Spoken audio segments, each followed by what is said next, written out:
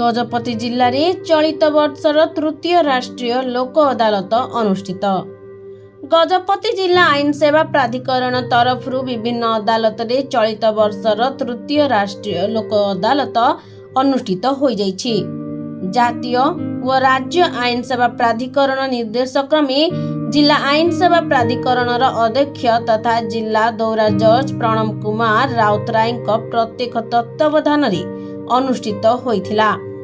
एथिरे समुदाय 2667 टी मामला को विचार को निया जाई 2447 टी त्वरित समाधान करा जाइथिला।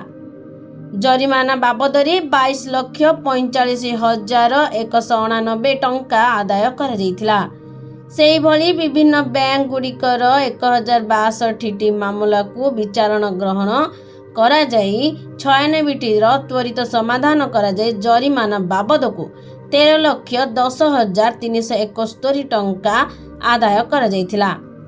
पारलाखेमुंडी स्थित गजपति जिला दौरा जज अदालत रे अनुष्ठित होइथिबा जातीय लोक अदालत रे अतिरिक्त जिला दौरा जज प्रदीप कुमार सामल, मुख्य विचार विभागीय मजिस्ट्रेट नरोत्तम सेठी, सब जज संतोष कुमार अग्रवाल, उपखंड स्तरीय विचार विभागीय मजिस्ट्रेट विष्णुप्रिया सामंतराय, प्रथम श्रेणी विचार विभागीय मजिस्ट्रेट सुभाषिष पाणी निज निज कोर्ट एवं समस्त कार्यक्रम को जिला आईन सेवा प्राधिकरण सचिव विमल राउल परिचालना करिथिबा बेले वकील संघ सभापति स्वरूप कुमार पाल, संपादक रामकृष्ण नायक समेत वरिष्ठ आईनजीवी माने उपस्थित थिले।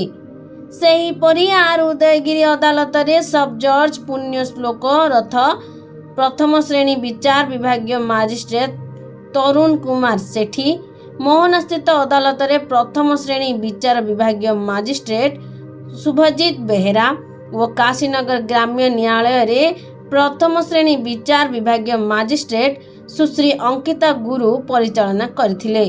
समस्त कार्यक्रम को परिचालना करिबारे आईन सेवा प्राधिकरण व विचार विभागर कर्मचारी माने सहयोग करथिले।